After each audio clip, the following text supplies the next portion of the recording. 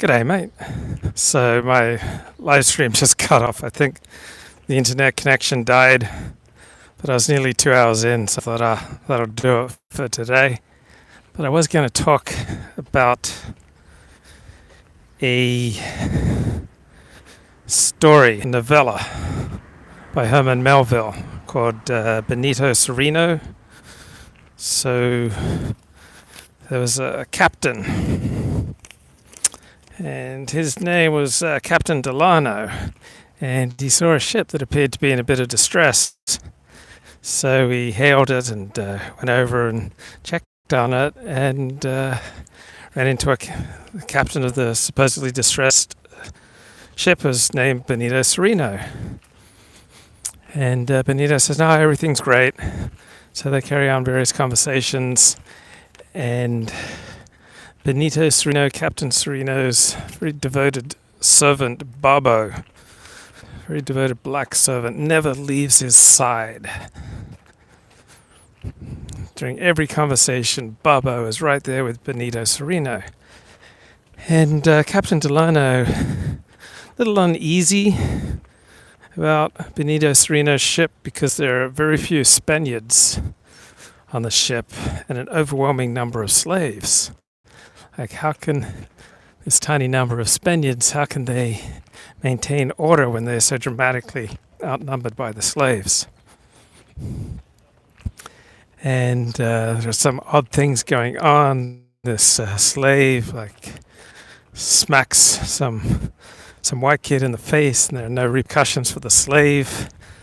And also there's this very proud aristocratic black man who's in chains, but he has such a presence.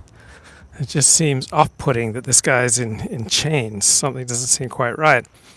So near the end of the story, when Captain Delano and Benito Sereno are parting, Benito Sereno just throws himself at the feet of Captain Delano and says, "Save me." So apparently his ship had been overtaken by the slaves, and they'd murdered the previous captain, and they'd appointed Benito Sereno to be the new captain in face only, in figurehead only. But it was really the slaves who were running the show. So Benito Sereno had to act like a captain, but he actually had no power. So Babo, Benito Sereno's devoted servant, he turned out to be the real captain of the ship. He'd been the one who had organized the mutiny, and he's put on trial. He says not a word in his self-defense. He's hanged, and then 3 months later, Benito Sereno dies. So Herman Melville novella, Benito Sereno. So why the heck was I going to talk about it today?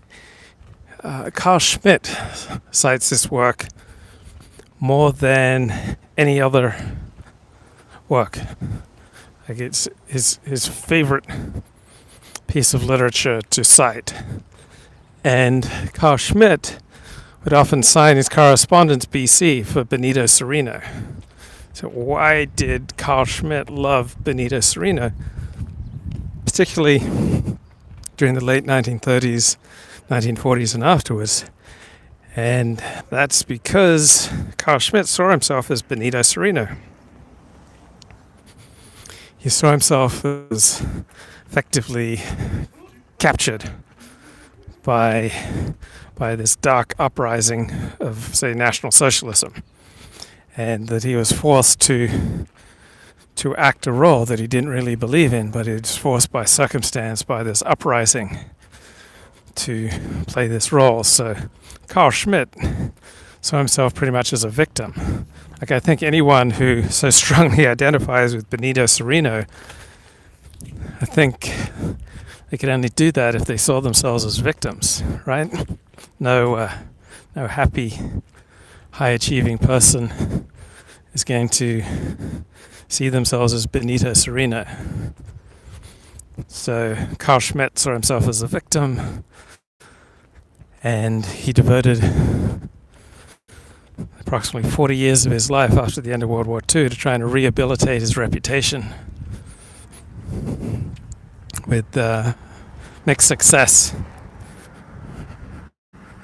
It just made me think that the stories we love reveal a great deal about us.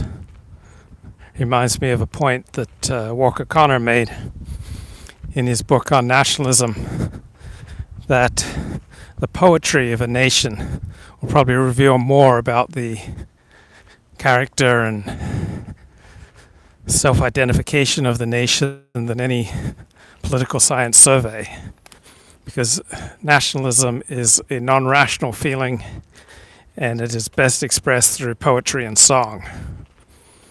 So the poetry that a nation loves, the songs that a nation loves to sing, that reveals who it really is, what's truly important, and how they see themselves.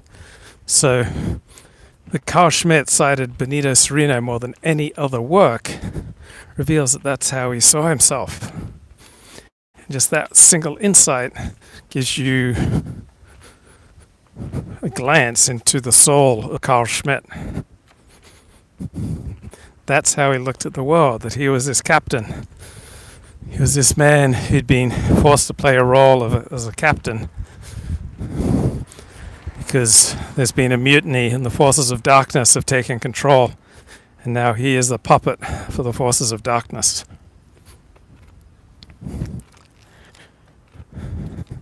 So what are movies that you love? What are movies that make you cry? I'm thinking Love Story. That was a movie that always just deeply, deeply moved me. And I think almost all the stories that I love are stories about loss, because loss is such a dominant theme in my own understanding of my life. So I was constantly moving around as a kid. So the connections that I would make would be, I would largely lose due to the constant moving.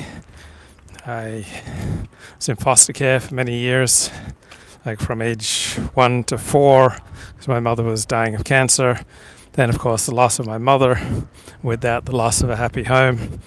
My father getting kicked out of the Seventh-day Adventist Church, and us moving out on our own into the colder, more secular world. Tremendous feeling of loss. So the feeling of loss is very familiar, dominant feeling in my psyche. And I'm sure tens of millions of people have far more reason to feel loss, but that's there. It's been in my psyche. Why do I love the music of Air Supply? Because I've been a lifelong addict. Because the experience of being in love has made me feel whole. It's made me feel okay. Has I kind of staunched the inner psychic wounds, staunched the bleeding. Just the high of being in love just kind of made me functional. So from discovering Air Supply at age 13 until, say, the last 5 years, Air Supply has been my favorite pop group because its music articulated my inner life, my deepest yearnings. I could listen to their songs over and over and over again because I was that kind of love-sick, love-addicted, yearning for love kind of kid inside.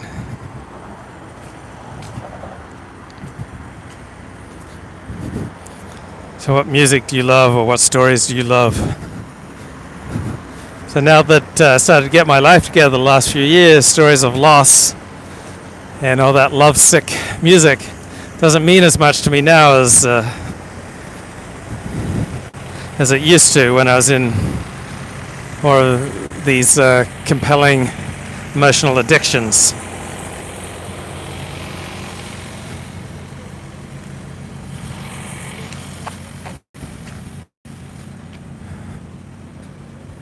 So another favorite movie of mine is Legends of the Fall, starring Brad Pitt. I remember I saw it in the theater in something like May of 1994, June 1994. So I just moved to Los Angeles about 2 months previous, and I was dating this woman.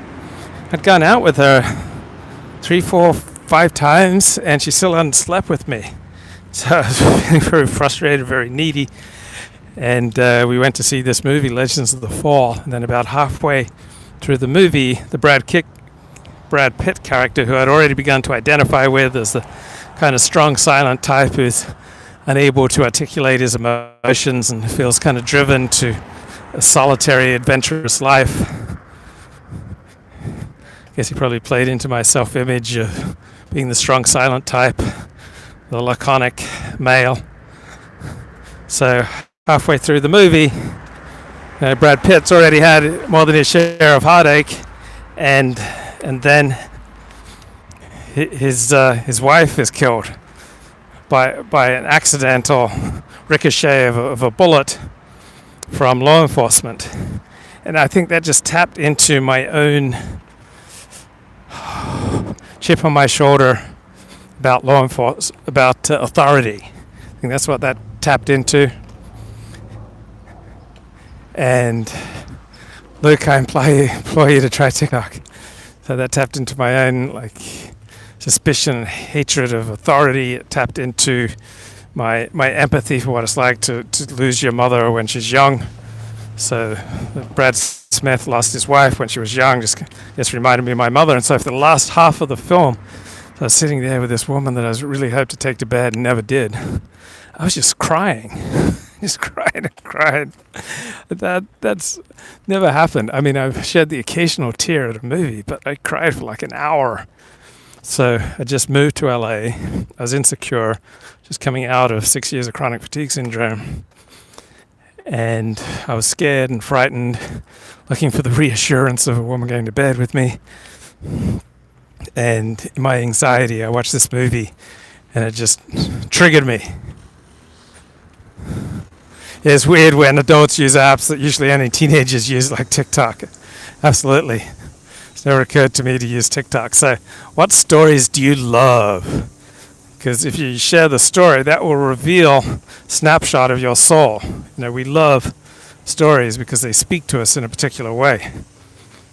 Just as Carl Schmitt loved Benito Sereno because that's how he saw himself, I loved Legends of the Fall because I saw myself as the Brad Pitt character.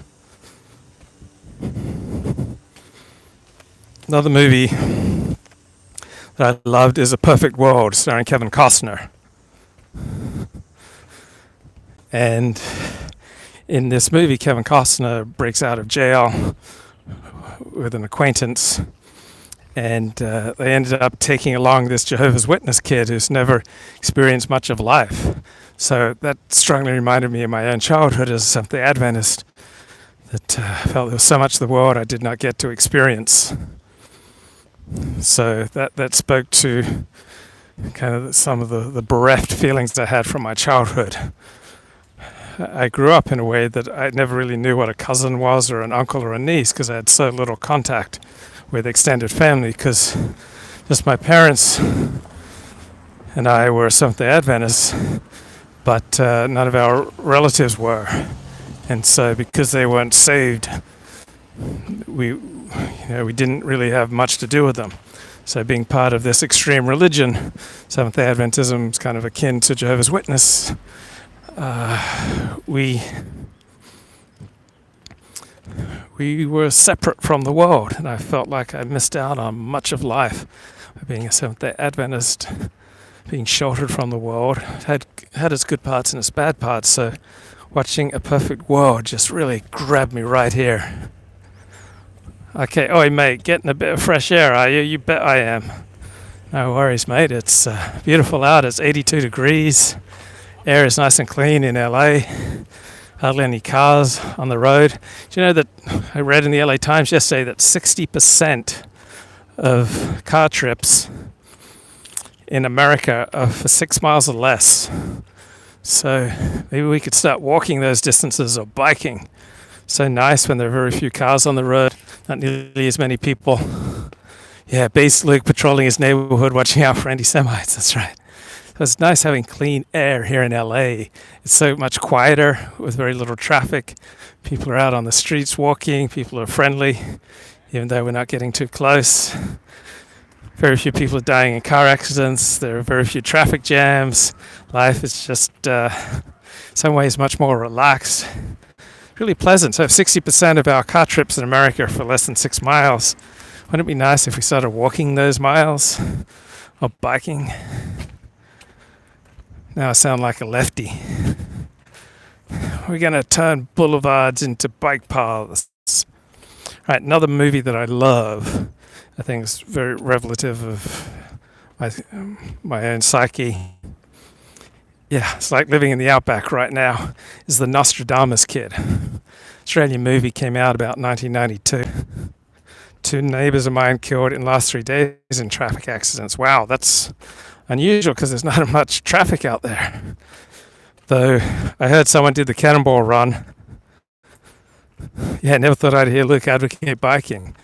Yeah, but I just kind of love this feeling of partly car-free Los Angeles right now. I love the fresh air.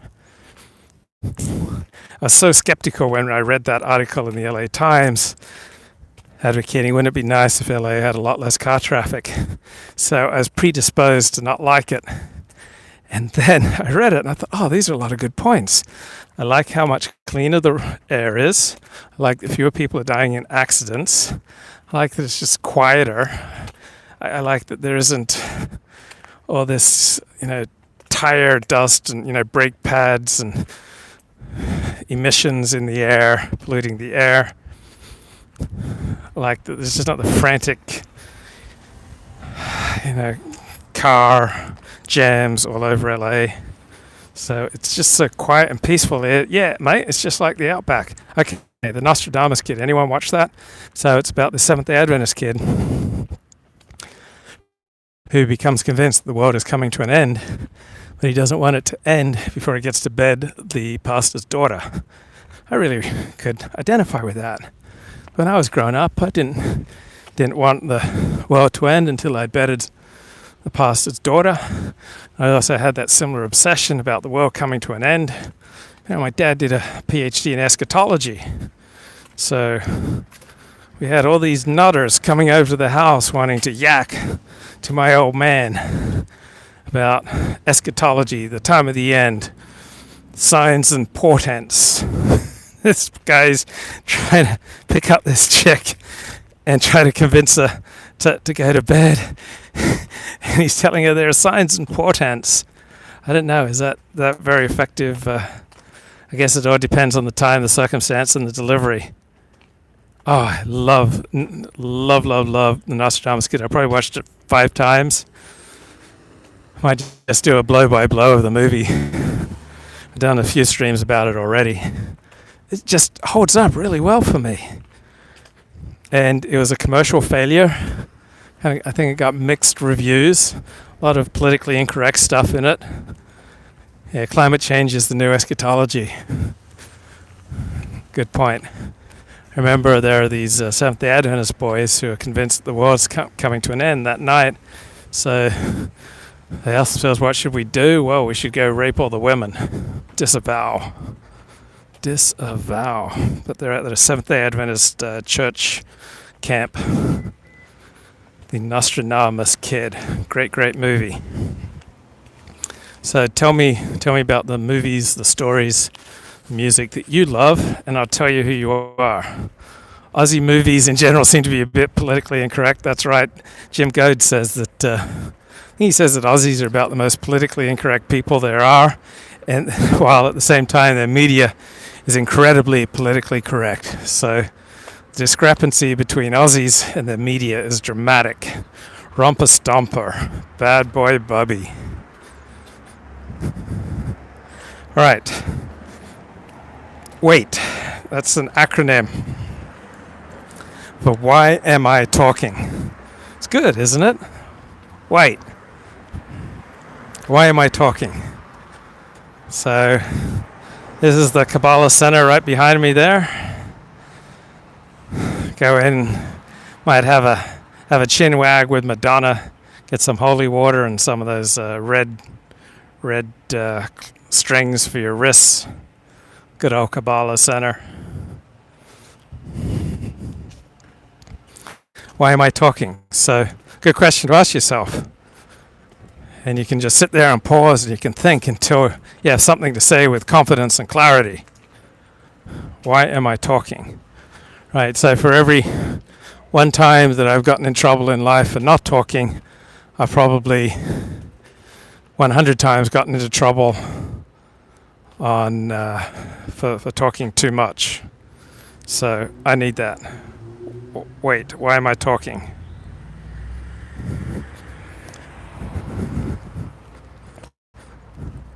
And I don't think anyone's ever been fired as an executive or a leader for not talking to the press and simply referring the journalist to the PR department.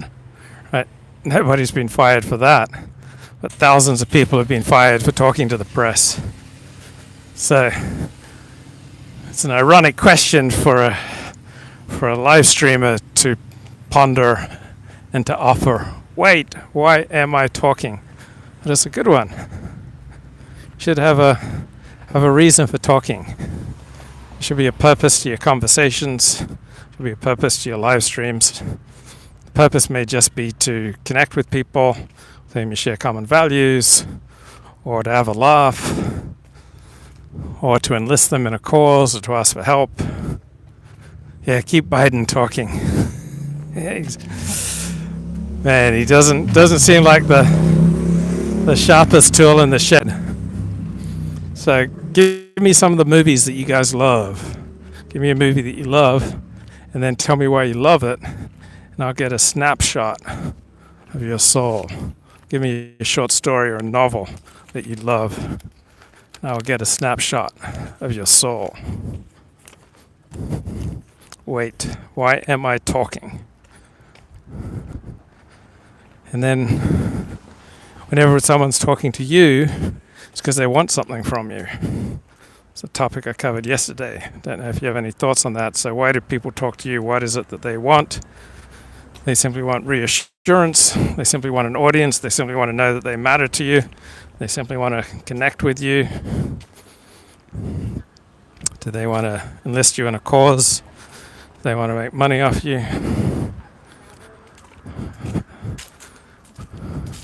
Whenever people talk to you, they want something. So I must want something right now. I want to bounce my ideas off of you. I want to get clarity on my thoughts. I want to get some feedback. I want to share my ideas. Eyes wide shut. Okay, John, why did you love Eyes Wide Shut? Did you think it was revelatory about how there's an inner party that's running America? I think it was revelatory because they had the kind of erotic expression that you wanted for your life. You think it was a movie about the Jews. You think it was a movie about the deep state. Why did you love Eyes Wide Shut?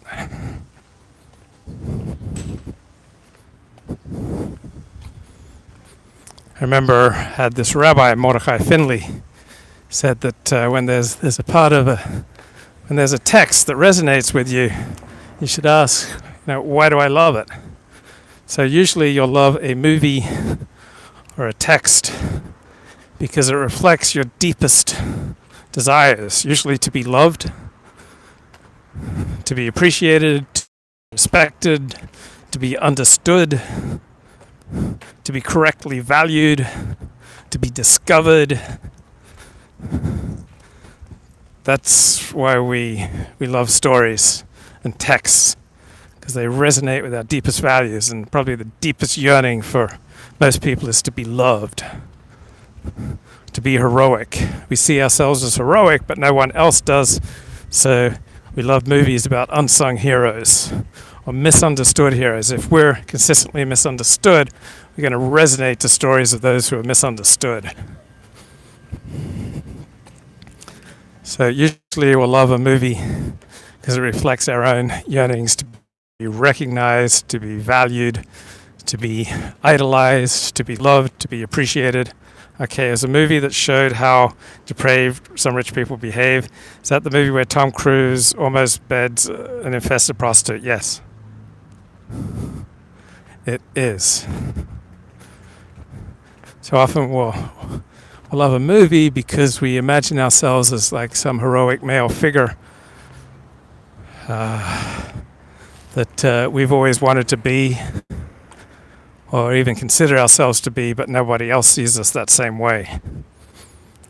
So we want adulation, we want attention, we want recognition, and we see this ordinary person, much like us, achieving all things that we really want.